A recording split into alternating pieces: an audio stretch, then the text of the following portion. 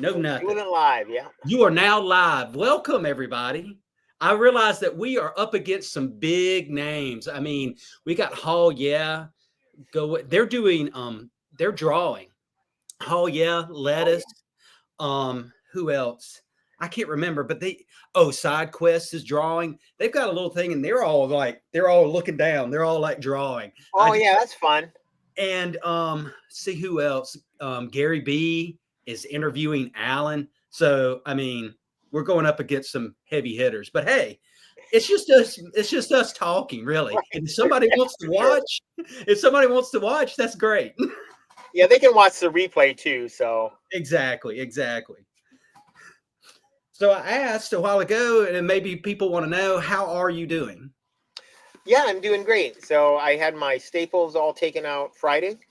Mm-hmm. You know, doctor just said don't exert myself so I don't eviscerate anything, and so I've been trying to do that. And even my, because no matter how high you are up in a company, there's always someone over you.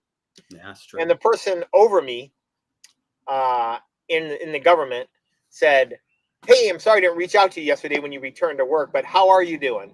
I said, "Fine. How are you?" I don't really. When they said, "Hey, I know that you had a time restriction to work," because my doctor put like 2 weeks no work, 5 weeks of no weights, no time limit. And I said, I don't know if I do or not. I said, I threw that paper away. Don't worry about it. I'll let you know if I'm struggling or anything, or if I need a minute off. And I'm just not that type of guy. She'll never hear from me again, unless I need something from her. Yeah. Yeah, I just don't. And a lot of people that are have been in the military know that feeling, because depending on the time you joined, because it was frowned upon to go to sick call, because there was no such thing as calling in sick, especially in boot camp and stuff like that. You couldn't say, "Hey, I can't make it to formation this morning to do PT. I don't feel good." No, you had to dress up, stand at attention. Then when they said any sick calls, they actually called you sick call. Sick calls, and you had to say, "Step forward." They said, "What's your problem, sick call? What are you missing your mommy?" Blah, blah, blah. And so you almost feel like it's bad to be sick. Yeah. And so, I probably went, golly, I think in 27 years, I went to sick call one time. Now, was I sick at all during my time in the military? Sure I was. But I never went to sick call except once when I was really young and I sunburned myself so bad. It gave me such bad diarrhea from being dehydrated. And I figured they could give me something to help stop that. And as soon as the guy said, "Well, let me listen to your chest," and he lifted my shoulder up, he goes, "Oh," he goes, "I could write you up for destruction of government property right now." He goes, "But I know you young guys are silly trying to suntan." I said, "I wasn't suntanning. I just was drinking by the pool and I fell asleep." And I had blisters all over my chest. But anyways. I mean, I live near the beach, and Yeah. I see all the people come down, and they ruin the whole vacation because they go out that first day and they get so sunburned they can't do anything else. And Right. You could see them that night going out to eat. I'm like, yeah, you're just burnt. And it's usually, like you said, they've fallen asleep and they're just burned on one side. It's either their back or their front or something like that. And then you, speaking of being on sick call, all my uncles and my dad were in the military. And I think that was of not being sick. You went to work, it didn't matter. Right. So when I went to work, like I was, I've been teaching now for 26 years. And I know the first 12 years, I did not take a sick day for the first 12 years. Now, was I sick at some point in time? Yeah. Yeah. I just went because that's what you did. You just, hey, I'm sick. I don't feel well, but you know what? You get up, you go to work. And I can remember one time I had the flu, and I was working a problem on the board, and I was like, oh my goodness. So I finally finished it, and I went and I sat down at my desk, and I was sitting there at my desk, and all of a sudden I pulled the trash can out and I threw up in the trash can. I threw up in the trash can right there in front of everybody. And I was sitting there and I looked at the class. I said, "Okay, does anybody have any questions? Any questions? Anything at all?" One of the kids in the front raised his hand. He said, "Yeah, Mr. Akins, can I take that trash can outside?" I said, "Yeah, no, I'll take it outside." So you're right. We just kind of just went to work. It didn't matter. You know, and if you were at school, like when I was a kid, there was none of this. Oh, I feel a little bit bad. I need to call my mom. No, you need to be bleeding, dying, something broke. It need to be Right. serious before you call your mom and say, "Hey, I don't need to be at school," and that kind of thing. So, yeah, all my uncles and my dad were kind of that way and kind of instilled that in us. Like, you are you dying? No, then you can go to work. You can get up and you can do something. Right. And with young kids, I that I have older children, I have younger children. I'm starting to realize that just because that's the way I was raised, it doesn't make it the right way. And Exactly. I do understand that kids nowadays maybe they come home and you can see like what's wrong, and it's not like what's wrong with you like my parents would have did to me. It might be they're upset about something. Someone might have picked on them and they're emotionally traumatized, Yeah. whereas that wasn't a word. I had never heard that word in my life as a kid growing up. But nowadays you really have to be more cognizant of it, and I think the kids really do suffer some of this because of all the input from social media and all this stuff that they have. It's overwhelming compared to maybe people in an older generation that had 3 channels on the TV, and at 11:30 at night the TV went off. There was no TV in the middle of the night. Yeah, you weren't bombarded with it like it is today. You Right. were completely separate. The only, you knew your friends and you hear stuff from them, but you weren't bombarded just constantly by social media and stuff. This is bad. No, you had a lot of quiet time, what we would call quiet time, and by yourself and being bored or off by yourself, playing in the woods or doing something like that. As far Right. as when I grew up, and you're right, I just didn't have constant, you know, bombardment by stuff. Sometimes especially with social media, sometimes it can be negative with the news and things like that. They kind of dramatize some things, maybe more so than it needs to be. And it just, you're right. The kids are bombarded by so much stuff. Yeah, they need to just read comic books. Yeah, especially Silver Age comic books where Yeah. everything it's been approved by the Comic Code Authority. So I do have the box that you sent me here, and I Yes. know we kind of planned this because I had This sent you a box a day or two ago. Well, this has been a long time coming because Yeah. you sent me this in October of Oh, all. October. Okay. And when I first started my YouTube channel, I felt like I had a lot more disposable time. Um, things and from that point when I first started to now, a lot has changed, and I don't seem to have as much disposable time. And I was Right. like you, I think we were talking off screen that sometimes I get these ideas and I don't always follow through with those ideas, whether it be something on YouTube or something like I go, Right. you know what? He sent me this. I need to send him something and we'll get on a Right. live together and we'll open it up and it'll be great and all this stuff. Right. And then I'm like 8 months later, it's finally happening. Yeah. Hey, Kind of thing. Bigby. Hey, Big B. We You get one always person. yeah, we always got your loyal friends that are going to show up, even though there's Yeah. better things to watch on YouTube right now. They're going to come to your live and support you. Thank you, Big B. So you sent me this recently, and so Yes, I sent that to you recently, and you sent this to me 8 months ago. yeah. So I'm gonna open up yours first, if that's okay. I already That's took fine. the tape off. I didn't That's want to fine. bring a knife outside, and I didn't want to do it in my room today. So, and Well, that's I'm kind of just what I expected, what I wanted. You had asked me my shirt size, so this is pretty yes, and awesome. Let me look at it. whatever it is you sent me. Wow, check that out. Did somebody say John Byrne? Yes, they did. Yes, they did. I I wanted like to that send you a John thank Byrne you. has your what's on the Yeah. rack there too. That's really cool. 238. Do you own this issue? I'm assuming you do. Oh yes, I own all the. I mean, John Byrne Fantastic Four is really what is my all time favorite.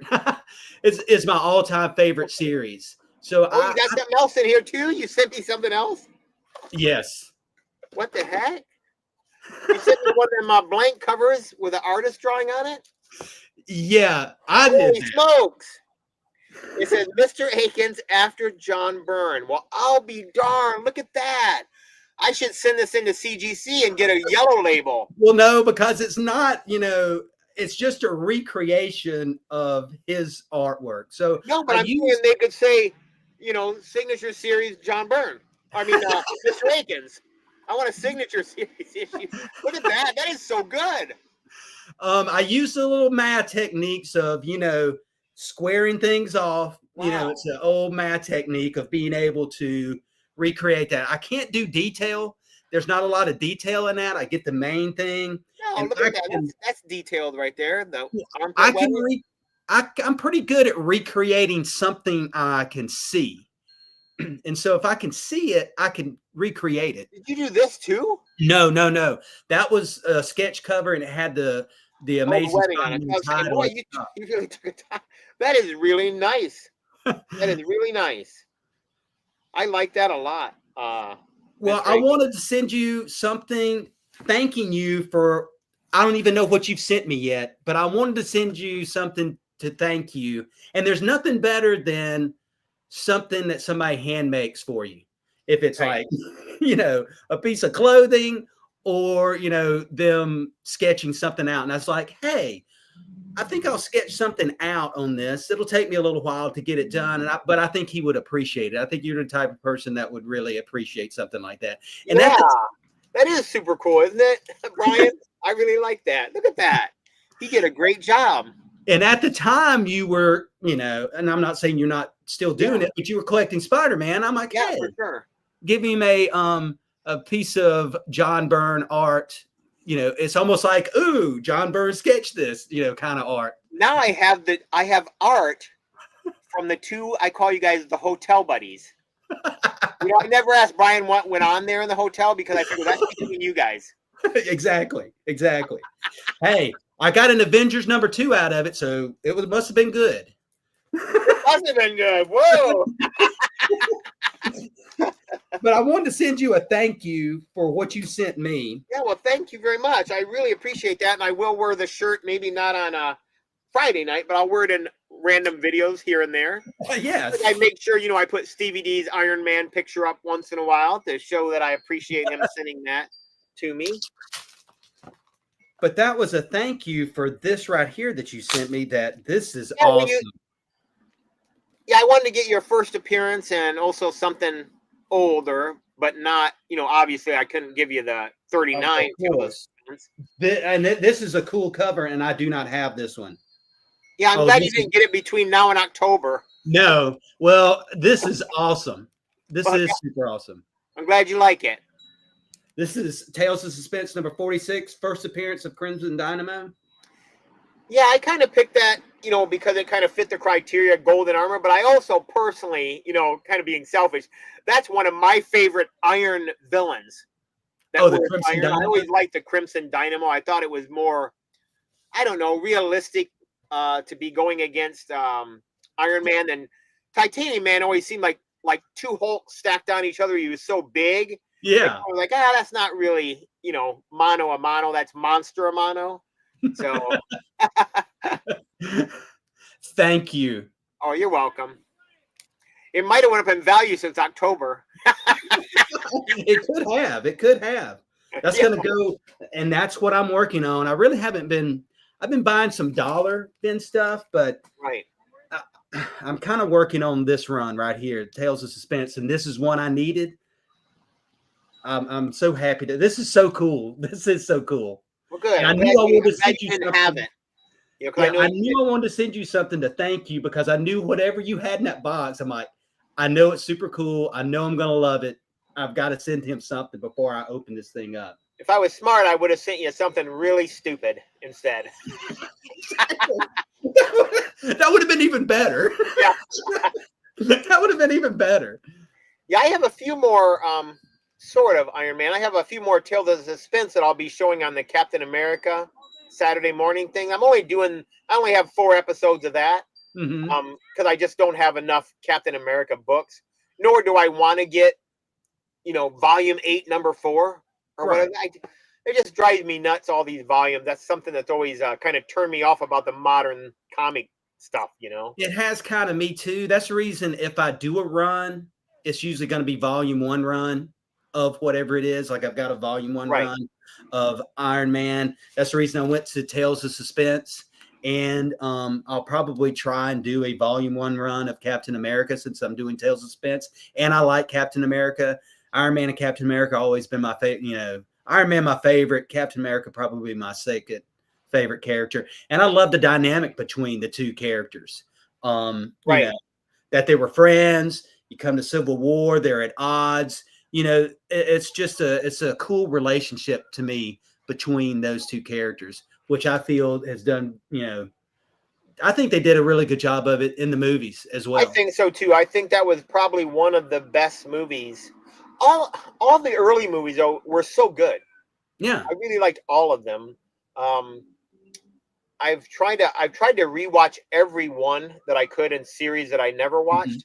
And really, you know, I hate to say it, there's really, to me, not that I haven't watched all of them, but I just so appreciate seeing real life, you know, not real, but real life superheroes on my computer screen or a movie screen or whatever, that I'm just like happy to have a superhero movie, because there wasn't any. You know, there was a couple of crappy TV shows. There was Wonder Woman, you know, in the early 70s was on, but she didn't really turn into Wonder Woman but once an episode towards the end, and just lassoed someone and they told the truth and it was over. You know, there was no punching through walls like Gal Gadot sliding through the bank and just ting, ting, ting, ting, ting, ting. I mean, that was like mind blowing. If they would have had that back then, I might have bought a Wonder Woman comic. I mean, I loved, you know,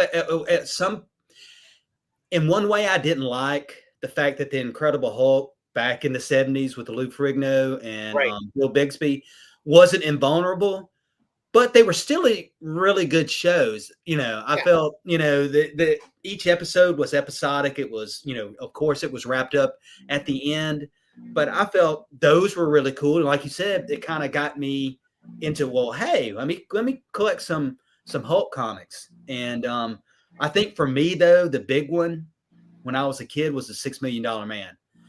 I love the $6 Million Man. You know, that's the whole reason I ran track in high school, was because I thought I could just run anywhere, you know, because of him. In your head, you were na na na na na na na na na na na na na na. So yeah, that was my big one. Was the $6 Million Man? I love that show too.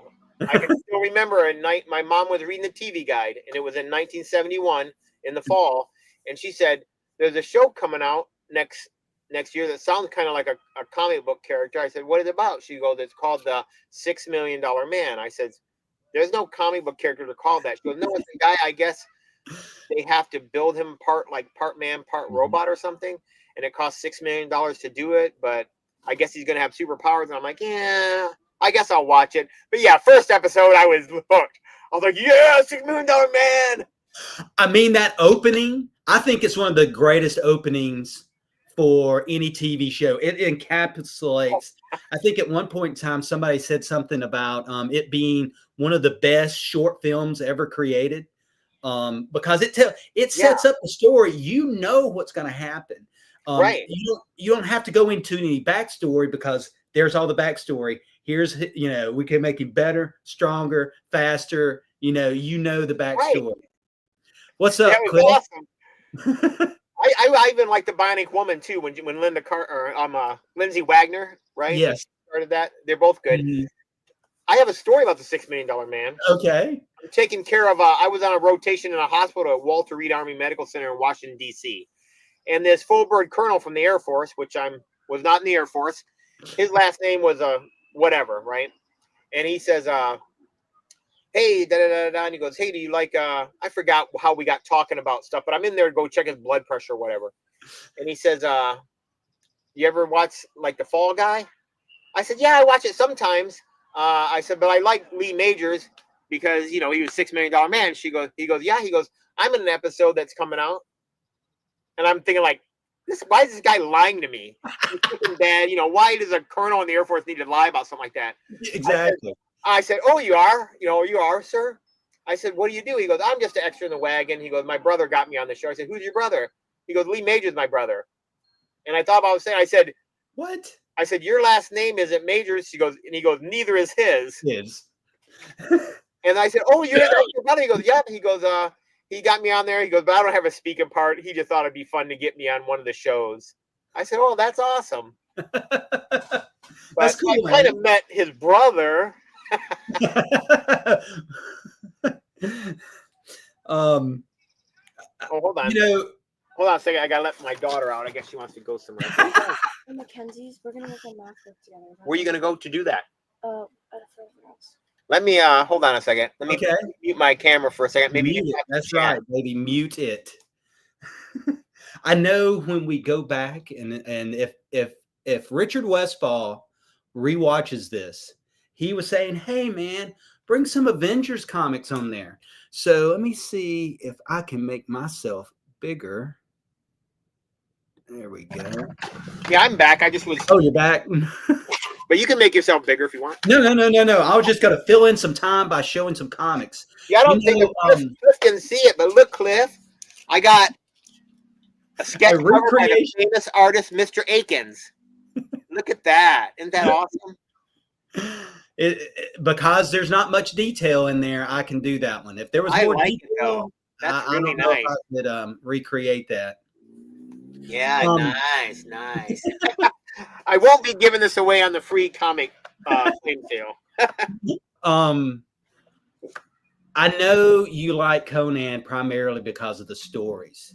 Yeah, the reason why I like Conan, and I'll just show Cliff for anyone that looks later didn't see it. They skip. Some people jump on live stream and say, "Let me skip to where they're going to show a Grail or something." Yeah, exactly. Well, this is my Grail. So, okay, so with Conan, it just was the first paperback I ever read, an actual story instead of a comic book, and I fell in love with the novels, and so I had the novels. Later on, when I was a little older, I discovered the black and white magazine. I really liked that. Then I started reading some of the comic books, and I didn't like them at all. That wasn't the Conan in my mind. It didn't look like Conan, right, to me, because most Conan was created here from the written word. And so right now, if I could only have one, and I have the weird tales from the 1930s with the first written stories, right, and all that stuff. So I have this huge collection. But if I could only have one thing and I had to just give away the rest of it, I just keep my paperbacks. I can reread those every 5 years. But some comic books, I read it and I'm like, that wasn't a bad story, but I really, truly never need to read it again. Right? Right. There's comics like that, no matter who the character is. It's just not overwhelmingly good or anything. So, but that's why I liked Conan. And I think at the beginning when I started my channel, I was just like, I feel like I need to focus on something because I'm so OCD. I just want to complete stuff. Yeah. And so I started off with Iron Man because I didn't know anything else. I said, oh, the guy that got me into the YouTube is doing Iron Man. I'll try to do Iron Man. I said, oh, I don't need to copy someone. Let me think of something else. What do I really like? Oh, I like Conan. Let me try to catch all the Conan. And then I'm just so flip-floppy. Let me do Batman. Because I saw a couple of Batman books in Hawaii that took me back to my childhood. Oh, my God, I love those 100-page Batmans. Let me do Batman and Conan. And so I'm just so jumpy, and then, and so I'm just trying to, I'm just a hot mess when it comes to collecting. I'm a collector, but I'm not a hoarder. Yes. And it might be because I don't have room to hoard. Well, that's what I was wondering. What if, I know you probably wouldn't want to live someplace that was bigger, but if you had more room, would you have more of a collect? Would your collection be bigger? Or would you still go? Certainly, it would. It certainly would. Depends on the finances too. If I just had unlimited finances, I would probably, try to get the top book of everything. Why not do that? Why not have that as a goal? Digby was saying he found a guy that got a cap 1, 2, and 3 Golden Age for near $300, which is awesome. It wasn't me, unfortunately, but I got 3 Golden Age caps that I'll be showing off over the next 3 weekends, and they ramp up in how big they are. It's not number one, but I did want to get them. But now that I have them and stuff like that, I'm like, would I not get rid of these? Because when I was a little boy, did I dream about having a Golden Age Captain America? No. I just wanted to see what the next issue. What was he going to do the next one? Oh my gosh, the Falcon's in trouble. Let's continue next issue. What is he going to do? What? Cap's dead. There's bullet holes in his shirt. They dug it out of the water. Oh my gosh, what? Is he dead? Oh, finally. Oh, he's not dead. So that was kind of like some people, I think someone on someone's live stream said Marvel was like a soap opera. Yeah. In a way, that's what hooked me, though. It's not the soap opera stuff like, oh, teen angst, oh, I don't have a girlfriend type stuff. It's a continuation, like an old serial movie when people, back in the 30s and 40s went to see a movie, but they at the beginning they saw the Shadow or the Green Hornet or the Lone Ranger, and there'd be cliffhanger after cliffhanger after cliffhanger. And even if they didn't want to go see Gone with the Wind for the third time, they went the next week to watch those serials at the beginning. Yes. And that's what Stan and the Marvel way started in the 60s, that continuing story. And they referenced old stories all the time. They put little things saying, see Spider-Man 14 for first appearance of Green Goblin. No offense, but DC wasn't doing that at that time. Right. You knew Lex Luthor had been around, but it didn't say last appearance there, first appearance, Action Comics #1 or whatever. They didn't do that. And I just love that little details of stuff. I love the breaking the fourth wall, so to speak, saying, hey, you guys, tell us how you like this comic. And I like them answering the letter pages and just saying, signing it, editor. We have noticed that error. We will fix that next time, editor. And that was some of the Silver Age DC. Whoever the editor was doing it, they weren't very flamboyant or relatable in the letter pages. Not that I don't enjoy Silver Age DC, because it's silly, fun, and goodness, right? It's fun. It was just different. It's just completely different. Yeah, like but it's a different kind of fun. Yeah, don't expect it to be a 12 issue arc by no means, right? Right. So yeah, I know what you mean, because I can remember when I first really started reading comics, when Contest of Champions came out. Well, that whole thing was reference to what had happened in the Avengers and the Korvac saga, which led to the What If, because 3 characters were banished into another, and the Silver Surfer, Phoenix, and Doctor Strange were put in, and that referenced that. So it made me want to pick up, because I hadn't picked up those Avengers comics where the Collector had died. So that was me going through back issues. That's some of the first back issues I ever bought, because after reading Contest of Champions, I'm like, I want to know the story about this that they reference. How did the Collector die? How did he die? I want to know how he died. What was going on to make him die that led to this, that led to this? It felt like actions had consequences, like you said, that something would happen, and it was almost like it was leading into something else. For me, it felt like when I would play D&D, that was we were creating a story, and because something happened, it moved the story into this direction as opposed to that direction. And so we were building on something. And I know a lot of times today people don't like continuity because it gets too convoluted. It's messy. But back then I felt like it was enhancing the story, that something happened in the past that, I remember that happening. Oh, they reference, I know who that is because he was in, a Fantastic Four issue, and that kind of thing. So yeah, I felt like it was really fun reading comic books back then. I think that was a really neat age that we don't have now. And I don't think you can do it now. I think you have to have more episodic stories, because if you try to say, hey, Batman's here, but how can he be here because he was in space? I don't think you can do it now. I don't think there's too much history. There's too much backstory, and you just can't fit everything into. I think also I was reading Big B's comments too, like he can't wait for the next fix. I think a lot of that had to do with, like right now, if you said, I want to complete that run of Iron Man, it was, the super sexy Iron Man, right, volume. It's like 6 issues. You would go buy all 6 issues. Yes. Online or whatever, because they're only like $2 a piece. Right. So you don't build up the story and everything. But back when we're younger, we only got 1 issue at a time. There was nowhere to get a lump right away, because when I get a lump, I feel good, like I completed the run, but I don't have an urge to read it as fast as I would have if I was reading it each issue. And I think that's why I'm enjoying. I only have 2 books. I have Ultimate or Absolute, not Ultimate, Absolute Superman. I'm reading, which I'm looking forward. Every week I look like, what new comic books come out? I'm like, dang it, that one's not coming out. And then I also, for Marvel, I'm reading the Red Band Werewolf by Night. It's not Mhm. as Absolute Superman, but now that I've read the first 8 issues, I want to keep reading. I don't want to miss out on miss something or whatever. Right. So yeah, it's kind of that. It's fun to go back to that and not have a slew of comic books right away. I think it's also how people consume media nowadays.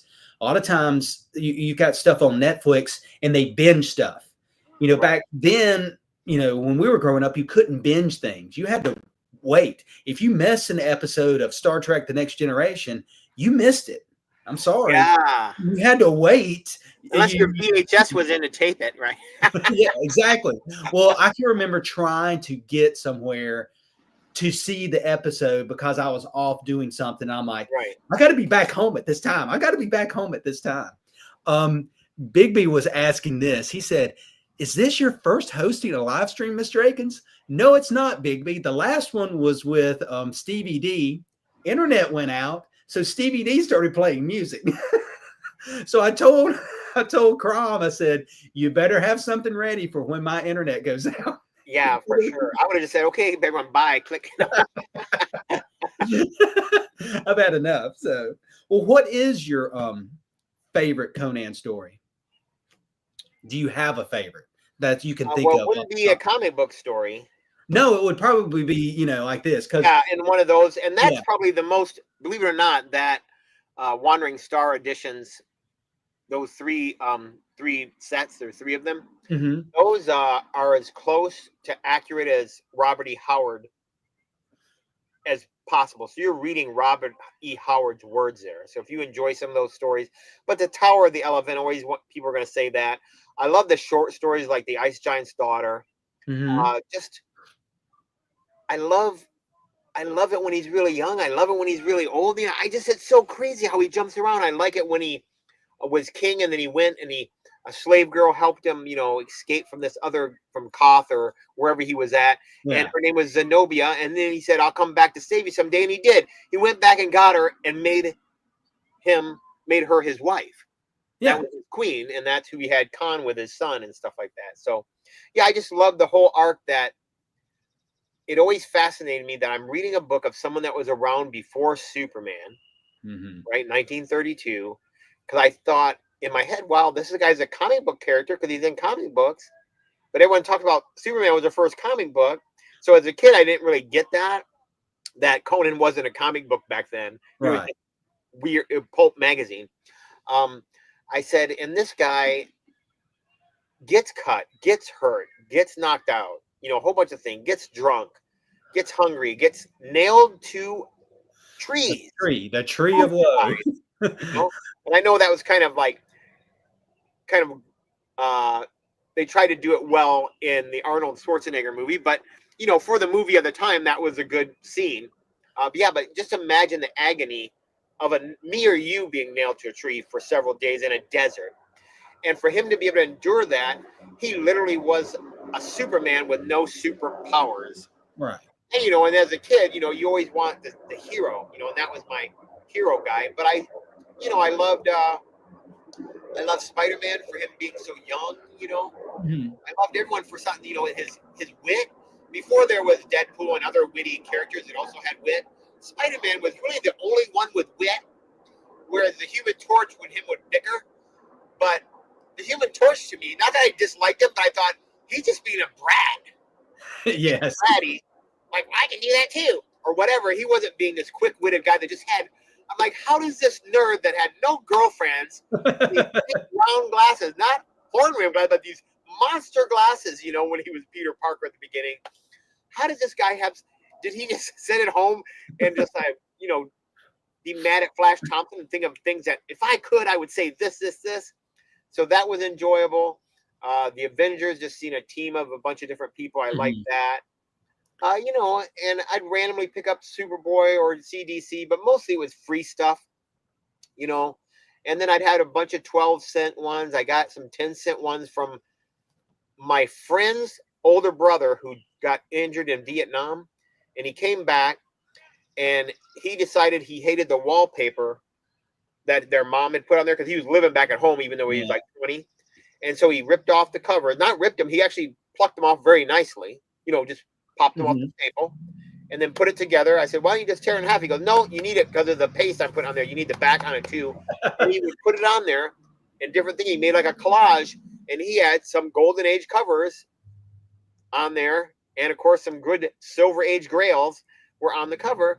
And he had no problem with giving away the book. So a lot of early Spider-Man, Fantastic Four, some Golden Age books, some Golden Age and horror books, which were kind of scary, when you're like 6 or 7. But I read those or read the pictures because I couldn't read all the words, but I could look at the pictures because I had the coverless one. But, those were kind of thing you gave, and a kid had what is that? You have Captain Marvel and he's green and white? When did that happen? I'll pay you something for it. What do you got? I want your this and that. No, but I'll give you this one. No, they don't have no cover. I said, how about 10 coverless things? You don't even know what you're giving away. You just grab a stack, and eventually you'd make a trade to get a Marvel Superheroes number 18 or whatever number it was 5th appearance of Captain Marvel. Yeah. You just wanted it because it was something different. It was 12 cents was the big deal for us. Yeah. Who, I know that you already had a vision of Conan in your head. Yeah. But who is your favorite Conan artist? Is it John Buscema? Is it Frank Frazetta? Okay, so Frank Frazetta for the covers, for a painting, just a single painting, not motion or anything. Of course, that draws me in because my first paperback was not a cover of him. But when I started looking for more of them and I found them, I'm like, whoa, he is ugly as heck. Because he makes him look like he's had a rough life, Yeah. And he looks, but the painting is so cool. As far as comic books, who I really liked, which was kind of like a pencily look and very, I don't know, not very detailed, but just something about it that made me like it was Carrie Nord. In the Dark Horse series, I like Carrie Nord a lot. Okay. So now, of course, in Savage Sword of Conan, I truly didn't care who did it. I just loved the stories because it was so much more. I said, now this is like the real Conan. In my mind, real Conan was paperback book Conan, not Marvel Comics. That Conan was not the real Conan to me. Right. That wore the little horn helmet and stuff like that. I'm like, sometimes Conan had to put on a helm when he was a general, but they never said anything about the helm having horns on it. So, yeah, I've just never, ever in my young life until I was much, much older did I ever buy a Marvel Conan comic book. Except Savage, the magazines I did, but not comic books. They didn't do anything for me. They were too much color after reading black and white books and then black and white magazine. I'm like, oh, it doesn't look right. Oh, they make it look like he's red. Oh, what's going on there? Oh, that looks weird. And he just wasn't my Conan. So that's why I don't really collect. I'm not like, I've got all the Savage Sword run. I've got every Dark Horse Conan ever. I've got the huge, I think I have all of the first series of Conan, except some weird ones like King Conan's Jr., issue number 5 giant size or whatever. And some of those I don't have. But it's not like those Marvel ones. I just have them. I've read some of them, but I haven't read every one. I don't read one then can't wait to read the next one because they don't really do it for me, if that makes sense. Yes, it does. It does. And I think, go ahead. Richard Westfall said, what did I miss? Well, I got this from Crom. I had this since October, and so I had to send him something before I even opened this up to thank him. And so what I sent him was, yes, you did miss some John Byrne there, Richard. You did. And he got me the sketch artist to draw Spider-Man for me. I recreated some John Byrne art for a comic. Very So that's nice. Very nice. Very, what does that guy say? Very nice. Very nice. very nice. Very nice. Exactly. I like it a lot, though. That's really cool. So you're reading Absolute Superman and Werewolf by Night, the red. Okay, so what I'm reading right now, I'm reading Absolute Superman when it comes out. I'm reading Werewolf by Night when it comes out. I am reading.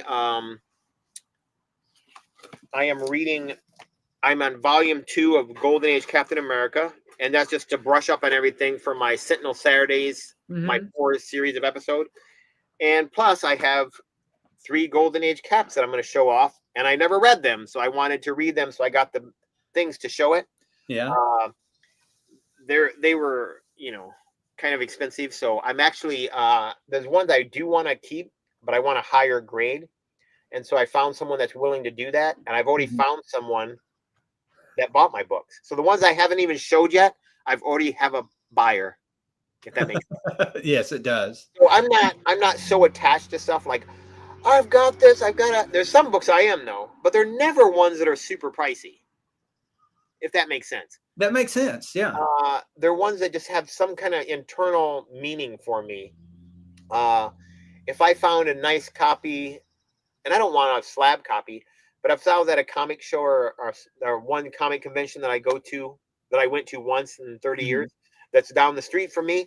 If I go there and I find a readable copy with a cover that looks decent of Avengers 18, I'll buy it because that was my first comic book that was handed to me. I just want to read, see Captain America, see, what did I miss when I couldn't read that well? Let me see if I missed. And there's just certain issues of comics that I just love so much that I enjoy having them, if that makes sense. I enjoy a couple of Avengers. There's several Fantastic Four. There is Superboy books that I enjoy. There's Batman books. And it's so weird because some of my first books just so happen that they're iconic books. Like Batman 251 is the first Batman I bought. Right. And the only reason I bought it, because I always saw it on the rack, I was like, Batman. And I saw it. I saw the Joker's head at the beginning. So I pulled it up. I'm like, oh, that Joker looks scary. Because remember, I'm used to the TV show when you can see the mustache through the white makeup. Through the white, yeah.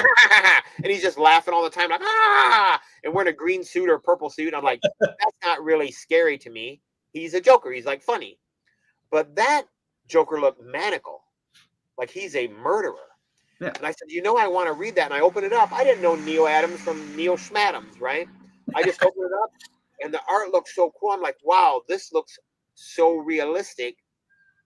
And the reason why I thought that is because I hate to say this because I love early Kurt Swan, but in the early 70s, Kurt Swan looked cartoony to me.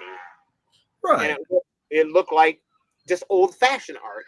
And Neil Adams' art on Batman looked so real, if that makes sense.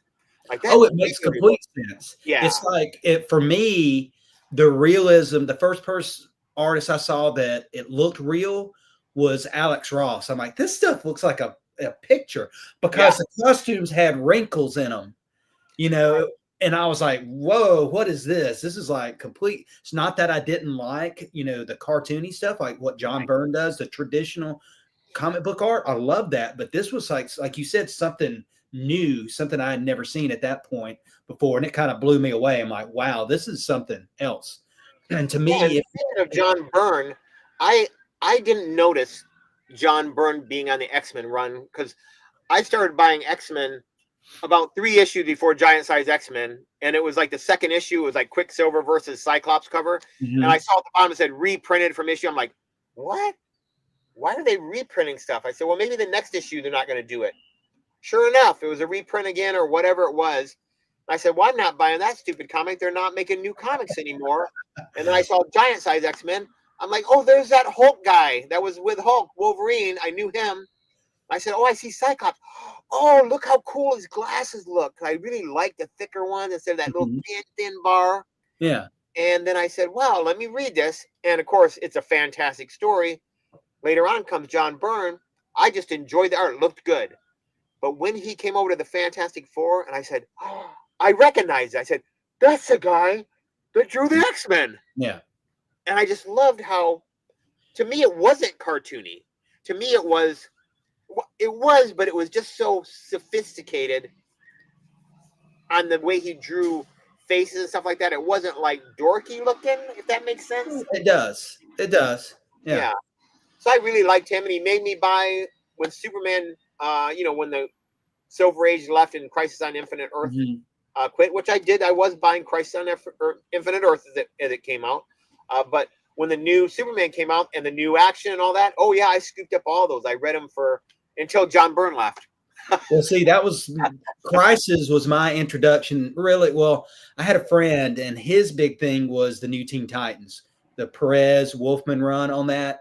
And so I was picking up his, I was reading that. He picked up some Batman. I didn't seem to be as interested in those.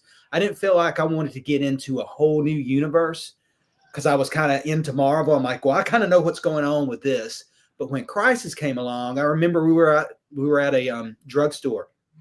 And back then we would have to go to drugstore, convenience store, grocery store, because when they would put comics on the rack, they wouldn't always have the same title. Sometimes you would get a Fantastic Four. You go back there the next month, sometimes it wouldn't be. And so you'd have to go to each one of them to try to find things. And I remember being in there and he said, oh, you got to get this. It was Crisis on Infinite Earths #2. He said, you got to pick this up. This is really, really cool. I got the first one. And I said, well, he said, you need to read it, mine, because he was showing it to me. And I said, well, I'll just buy this one. Well, after that, I was hooked on that. And then, like you said, afterwards, I was picking up Superman. I was picking up Wonder Woman because George Perez was on Wonder Woman. I was picking up The Flash. I was picking up Green Lantern because I felt like it was a jumping on point for me, that they kind of cleared the slate. I was doing Justice League, all those. And so, yeah, I picked up DC, and I probably read DC for a couple years there. And that was my jumping on point for that. You're right. Yeah, I enjoyed that time period. It's still my favorite time period of collecting stuff. Those are the books that I want to keep, saved from the fire. Exactly. Well, I've got my one, like you were saying before, that some of your favorites, you didn't realize that they were keys back then. And it's like my Avengers Annual #10. I didn't realize that was the first appearance of Rogue. I just picked it up because it's got some cool art in it, and it's got some cool fight. They're fighting in it. That was my thing back then when I was a kid. I would flip through stuff and I'd go, oh, nobody's fighting in this one. I'll put that one up. Ooh, I pick up this Avengers Annual 10. The front cover said Iron Man completely, totally defeated. Captain America, I'm like, ooh, there's some people kicking What's butt. going on? I'm keeping this one, and that kind of thing. So yeah, that was one of the first ones I remember buying with my own money. But back then, I didn't realize it was a key. It was like when I went to one of the first comic conventions I went to over in Pensacola, Florida. I was like looking through stuff. I had $40, and I'm looking through. I liked horror comics as well, and I still do. And I was looking, Werewolf by Night, 30 cents, 40 cents, and I'm picking them out, and I'm like, yeah. And I get to number 32, and I'm like, $10. I ain't paying $10 for this. Right. I didn't know what it was, now I do, but back then I didn't know the significance of those things. And I thought those guides in there, in the middle of it, it would say Mile High Comics, and it had a list of comics. I thought that was just to catch up on stories. I need this one because it's going to, I want that one. And I'm looking at some of those prices in there. I'm like, dang, this thing's worth $100. Why would somebody pay $100 for a comic book, and stuff. So, of course, knowing Chuck, it was probably only worth 20. He marked it up to 100, right? Exactly. Do you ever go to any comic book conventions at all? Well, last year, the Grit City one in Tacoma, Washington was the first one I had been to since the 80s. So because I've never, went to conventions. I just bought them at stores and I got what I wanted. And, when online stuff came around, one of the first ones I found was My Comic Shop, back in the early 2000s. And I read about them and said, remember our ads in Lone Star Comics? I'm like, oh, I remember those ads. And then I found also Mile High one, but I realized they'd have like 50% off. And I look at the same issue on My Comic Shop, and they're 50% off on the same issue, was still more expensive than no money off at My Comic Shop. So I just never really bought anything from Mile High. And because I didn't want to pay more, You know, I mean, he might be a nice guy and his staff might be great, but I'm not here to support their families, you know, and whatever, you know. I just want the best book for the best price if I can.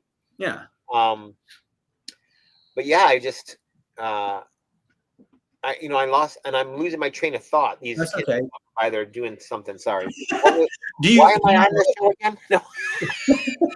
do you like dealing with My Comic Shop? Is that your favorite place to get Oh comics? yeah, because it's easy. I think it's the most visually pleasing one to me because I can use it as a encyclopedia. When someone says, "Oh my gosh, that one issue where you know so and so did so and so," I can just look it up in Google and I'll say, "Oh, that was in whatever issue," and it don't know picture. I go to My Comic Shop and I can blow up the whole comic book. Bam! They have a picture of every single comic book. That's easy to access. I just type it in the search. Bam! You know, you can say Action Comics number 72. Poof! It'll show it. Poof! There it is. It'll show me how much they have it if they have it. Do they have slab ones? Do they have raw ones? Do people can sign them?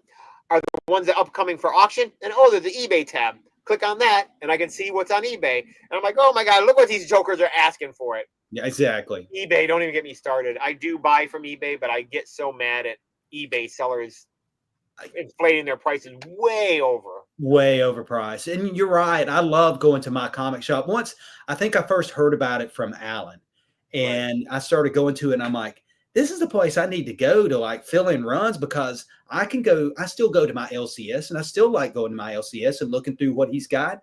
And I'm going to go to him first and see if he's got it, but he doesn't have everything. But My Comic Shop has everything. And so if I'm looking for, a Defenders number 111, you know, I'm at my LCS, I'm looking at it, well, he doesn't have one, then I can go to My Comic Shop and I can start making a list. And I can go, okay, here's 10 comics I want. That'll be worth paying the shipping, you know. Right. And then, like you said, I can pick a grade. I don't want a 9.8 of this thing. I just want something I can read, you know, and it's going to tell you, hey, here are some ones that are just reader copies, you know, and then I can pay for, you know, those. So yes, I think My Comic Shop is a great place to and comics. I don't really have a place near me that's within convenient driving distance that I feel gives me a fair price on older issue. That they don't have that many. And if you do want to see some, they're almost stand there and watch you look at them like they're such valuable books. And I'm thinking, like, I got my worst book of boxes is more valuable than all the shit you got in here. But they're looking at it, and then when they look at it, they said, "Oh yeah, this is whatever grade." And I'm like, and I don't say nothing. I'm just listening to them talk. I'm like, "Yeah, it's not." And then they look it up on some app that they're looking at. I don't know what it is, but it's way more than what I would ever pay for it.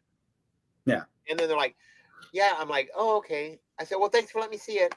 You know, I just cannot do that. It's funny that you say that, because there are a lot of people that don't like their LCSs, that they go to one and they're like, and they have those stories. And I really have only this one here. And I think it's a great one. I'm friends with the owner. I think he's really cool. In fact, when he gets a collection in, when I was trying to fill my Iron Man run, he's sending me a text message. Hey, I just got an Iron Man run in. You want to look at some of this stuff before I, you know, start pricing it and putting it out there, you know, that kind of thing.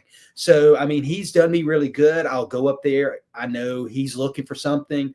Hey, if you ever see these, he'll ask me if I've got them in my collection. Like, he's just collecting Mark Jewelers inserts. Oh yeah, I've heard you say that. Yeah. He said, I don't care what condition they are. He said, that's just my personal thing. I just want that. And I bought some off of Big B and Travis at Comics Limited, and they were Mark Jewelers. And I went up there, and I think he said, yeah, just pick out something, you know, from that Avenger, because I was wanting some Avengers, and there was a John Byrne cover that I didn't have, and it was probably worth about $30. So those two I bought for $1. I got a $30 comic book, you know, for those two things. Because he's like, yeah, if I had to buy these off of eBay, they'd be worth $12 a piece, you know, or something like that. So he said it'd be outrageous. So yeah, you saved me $12, you know, of me. That's getting one of those things. I'm glad you have that. I don't dislike the people there, or the lady that runs it, and I know Brian knows who I'm talking about. It's the back issue things. They're mostly all new, which is great, because I do want to look at the new ones. But on the rare occasion where I said, well, I should check and see if they have an issue of Savage Sword or Conan, when I was trying to get that all 120 some 25, 26 issues. Yeah. And oh my gosh, they were just, please, it's like Dusty. No one's ever going to buy these from you. Why are you trying to screw me, over one, magazine probably worth $3 and tell me it's a $30 magazine. It's not. Did you get this on Free Comic Book Day? I got the 27 that are free, right, from my comic shop. Yeah. And I haven't really looked at all of them because I'm going to give them away at the claim sale, the free claim.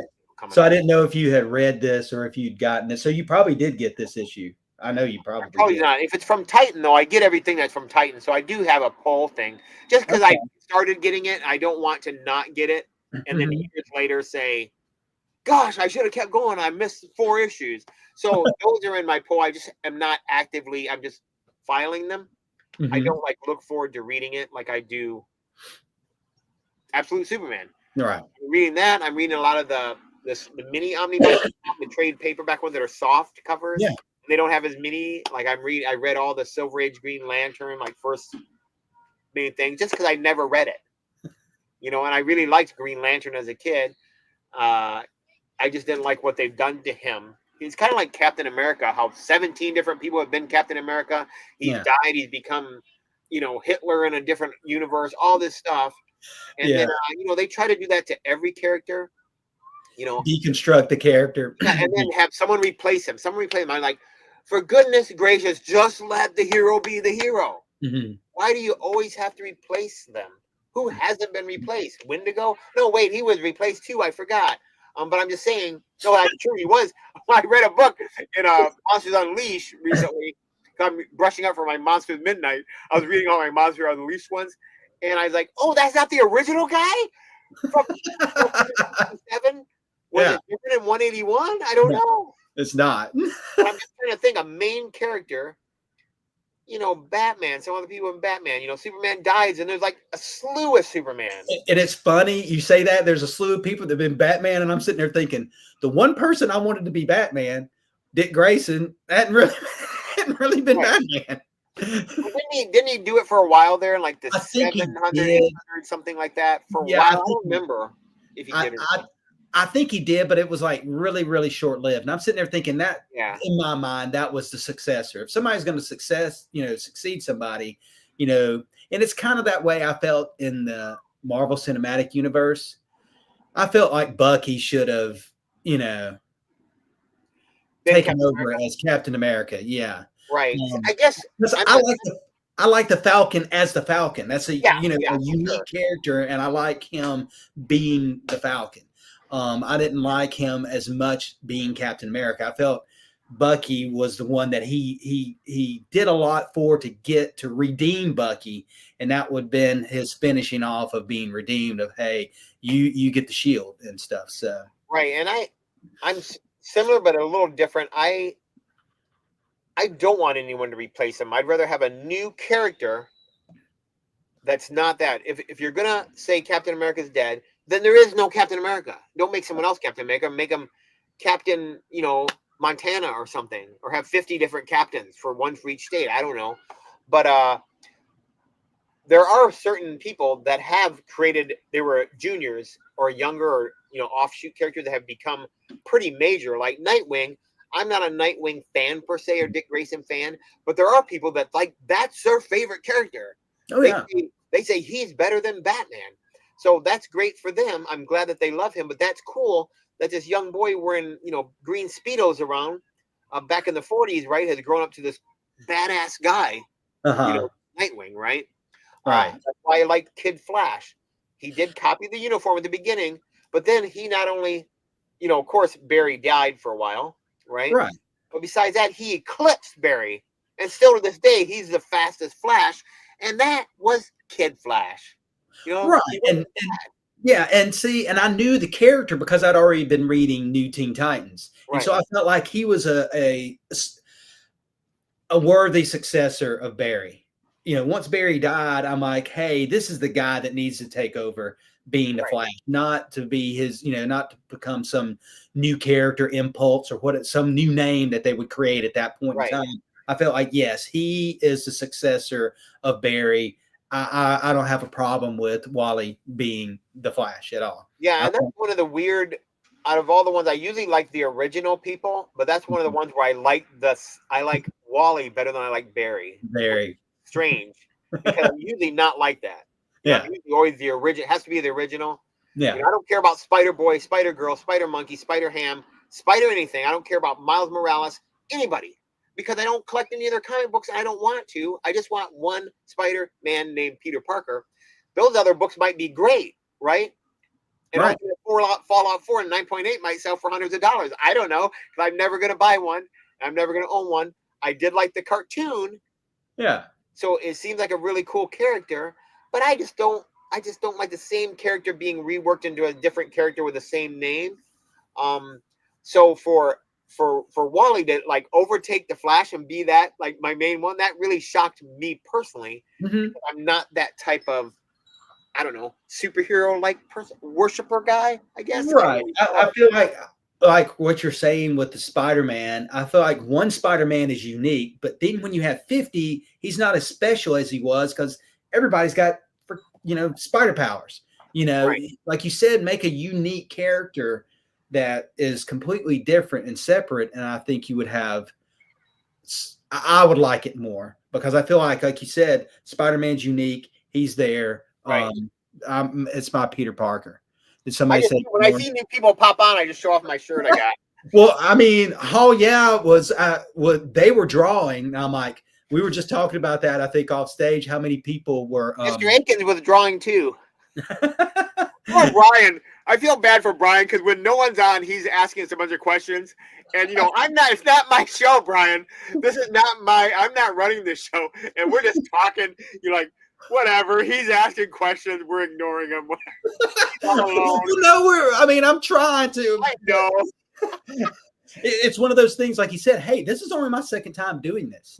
Right. So I'm not an expert. If there's somebody that's an expert who I think is really well at it, and that's he's very good about putting the people in the chat, answering them, and still being able to talk to whoever he's talking to. Yeah, it sure takes time to do that kind of stuff, doesn't it? To me, him and 22 are the best two that do that really interact with the chat and make the chat feel like they're part of the show. And those are the ones I like going to. And I'm not doing it myself. I'm not getting the chat to be as interactive. But I think Nate and 22 Comics are the best about doing that they really involve the chat, make you feel like you're part of the show, that you're able to talk to them and interact with them while the show's going on. So I think there are two of the ones that do that the best. Favorite run: Byrne X-Men, Simonson Thor, Perez Titans. Of those, and this is complete heresy, I like the Simpson run on Thor more than the Byrne run on X-Men. Not saying that the Byrne run on X-Men, I think, is a better run, but it's more personal for me and more nostalgic for me because the Walt Simonson run on Thor was when I first started reading Thor. And it was issue 3. Again, it was one I didn't realize it was an important issue. It was 337. I was at my dad's store going to pick up lunch, and on the way to walking to pick up lunch from the restaurant, there's a gas station. I knew it had a spinner rack in there, so I went in there real quick and say, hey, let me pull some comic books off, and that was the Thor comic I picked up. And did I know Thor before? Yes, because I'd been reading Avengers comics. He was the guy that always came in and saved the day at that point, because that was during the Shooter run. It seemed like he was always there at the end. And I like the Walt Simonson run on Thor. Not saying I didn't love the Perez run on Titans or that one, but if I had to pick one of those, I'm going to pick the Walt Simonson run on Thor. That's just me. How come Mr. Akins has no moderators? Because Mr. Akins is not a tech guy, and I did not figure out how to give somebody a blue wrench. I am what happens though. Now that you've said that, Richard, I will now get on YouTube and go, how do you give somebody a blue wrench? I can tell you right now, what I did, I don't know if there's an easier way, but what I did is I I go on my tab on my laptop, and I open another window, or whatever, and I Mhm. go to YouTube, and I go to this video, and then as soon as I got to the video that I was running, I muted it so it wouldn't have that echo. And then on the right side where you see like Richard's name, there's them Yeah. 3 little things, and you click it, and it asks if you want to make it a moderator, which is so weird because you can't do it on StreamYard, but you can only do it on YouTube to make him a moderator. There you go. There you go. Then I'll do that. You have to go to YouTube. I Okay. think you have to do it while you're doing this, and you could make someone a moderator. Okay. Okay. I'm not sure. There might be a different way. That's just the way I figured out how to do it from going to Google and reading it or whatever. My favorite run of anything is the Byrne run on Fantastic Four. That's my favorite. I love that. Like I said, if I had a group of comics that I had the house is burning down, and that's what I'm going to get, it's going to be that. That's my favorite. It was just enough soap opera with cool fights, because I don't know if your mom was the same as me, but my mom used to watch soap operas. Yeah. I would kind of watch them with her, especially during the summer, because I'd be there, and I watched the soap opera, and then I would read a comic book, and I'm like, there's a lot of stuff that's the same in a soap opera. I remember in the soap opera that, so-and-so's dead, but he's come back, or they're seeing ghosts in the soap opera, or, just weird things. And I'm like, that's the exact same thing that's happening over here in this comic book. So yeah, my mom would just have them on all the day too. Like Richard said, One Life to Live, General Hospital, All My Children was my mom's. All My Children, yeah. And they just be on in the background all day, because there was only 3 channels to pick from, and every channel had a soap opera or a game show. It seems like there was 2 that she would watch, and one of them was All My Children, because it was always Susan Lucci was on All My Children. Yeah. And there was one other, but All My Children was the one that she would, I think it would come on at lunchtime, because she would be doing something, but it's lunchtime. It's time to fix a sandwich. And that's what we'd be watching on TV when. Right. You can answer. I'm going to throw this in the trash. Okay. It says right here, we talk a lot about ours, but who is the greatest writer? I don't know who the greatest writer is. See, for me, it's always, I think certain writers are really great that are paired with certain characters. I think Walt Simonson is the best Thor writer. I love John Byrne's run on the Fantastic Four. I think Marv Wolfman does the best Teen Titans. I love Roger Stern as an Avengers writer. Trying to think of other Iron Man. I'm going to pronounce his name this way because I think this is the way you pronounce his name, is David Michelini. I hear some people say Michelini. I always said when I read it in my head, it was Michelini. I think he's my favorite Iron Man writer, although the Dennis O'Neil run on Iron Man, at the time I didn't like it, but after I reread it and saw what was going on, and knowing Dennis O'Neil's battles with addiction and what he put in there, is it a perfect story? No, but I think it's really a good character arc for Tony Stark from what he was and what he went through, and that defined the character, I feel, years after his addiction to alcohol, being his quote unquote own worst enemy. And I don't know if you can invite other people on the show too, but well, I kind of thought that maybe we were only doing an hour, so I actually have promised my kid. That's what I was about to say, because I think we're probably running out of time, because I didn't think we were going to go even this long. I figured we were going to go 45 minutes, and you've got another show you got to do later on. What are you doing later on? No, that's today. I hope not. No, Friday I'm doing Midnight with Monsters. Okay. Yeah, okay. So you'll be sleeping because it's midnight and you're exactly. I will be asleep. There's a few people, whoever likes, monsters. That's all we're gonna do, and that's why we're not, for new people on here. That's why I'm not in my room, because the whole room is decorated for monster stuff, and I don't want to spoil. I don't want to give any teasers away, basically. Right. Let me thank you another way. Thank you for something else. Oh. The whole reason I got into YouTube was this right here, just to have somebody to talk to about comic books. So thank you for coming on and just just talking with me. You're welcome. See the little boy? The little kid in the Spider-Man jacket. See him, Rob? See him? The Flash. That was the Flash. He ran. And then he ran. And then he ran.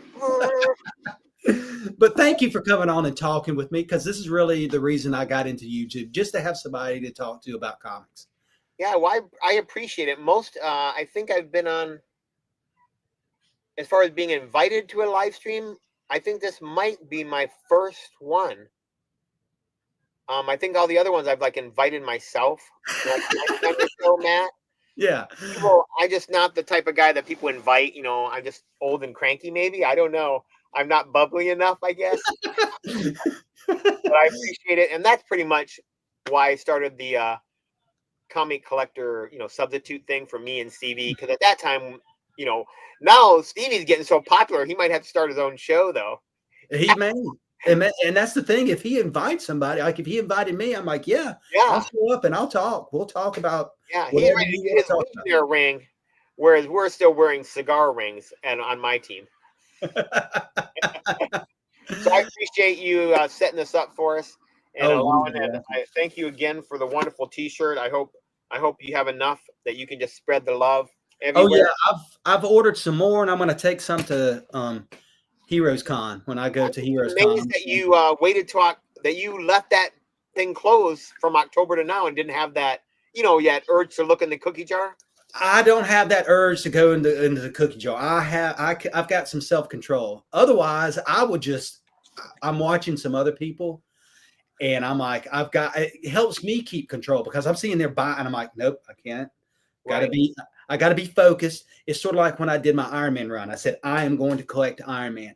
Right now, my thing is I'm putting money aside that maybe once I get enough money, I might be able to buy a Tales of Suspense number 39, but I'm going to get the money together first. And then once I have that money, I'm going to say, what's going to bring me the most joy out of spending this money? Is it going to be a Tales of Suspense 39? Do I want to spend it on multiple comics, or do I want to spend it on something else? So I'm going to raise the money, and then at that point, I'm going to make that decision. This is the point that am I going to get a Tales of Suspense 39? Am I going to spend it on other comics, or am I going to spend it on something else? Yeah, I saw a really nice, like a 1 point something or a 2.0 that was really nice on, I think it was Bry's Comics. He has comics on his store, online store, and my comic shop has a good variety of prices too. The problem is when people can sign, they can be like eBay and ask way for it. If they wait too long, though, I have seen people. Because I compared a GPA for graded books, and see the average sale price was $1,000, and the last sale price was $1,000. Well, they're asking for $1,800. Like, no, I'll just wait around for $1,000. But once in a while, you look at that $1,000, and my battery's dying. Hold on a second. And the price for the consignor is now $925. It's because they're getting tired of not selling it, or they had it on the site for so long that they make them take it down a percentage every year. They're forced to do it, and that's when I would jump on it, right? But I like going on Bry's because here, look at whatever the lowest price is there. Like if the lowest price is $1,000, he charged $999. He's always just below whatever that price is, which that kind of leads to you saying, well, I made a deal, right? It's not going to be way below it. No. But it's always good to know that you're not going to overpay for what the current going market value is for graded books. That is, you don't sell many raw things. So, but yeah, I keep my eye out for one for you too. So, well, and that's the thing. I want to have the money ready so that, like you said, it's there. If a deal comes up, then I can jump on the deal because I'll have the money. I don't want to have to sell something else, pay any interest on any money. I want to have the money there to go, hey, when a deal comes up, I'll be ready to jump on it, because that's another thing, like I was saying, with not opening that up. I can be patient. I can wait till the exact deal, what I'm looking for, and don't have to pick this one or that one. Well, you keep brushing up on your art and study a little Don Heck and a little Jack Kirby, and you could do a Tales of Suspense 39 and have your own issue. Yeah, that would be more special, wouldn't it? Even though the inside it was really like She-Hulk number 5, you wouldn't mind, would you? No. Well, we better go before Yeah. your battery dies. Thank you again for coming on. No problem. Thanks Thank for you for having everybody. me. Do what?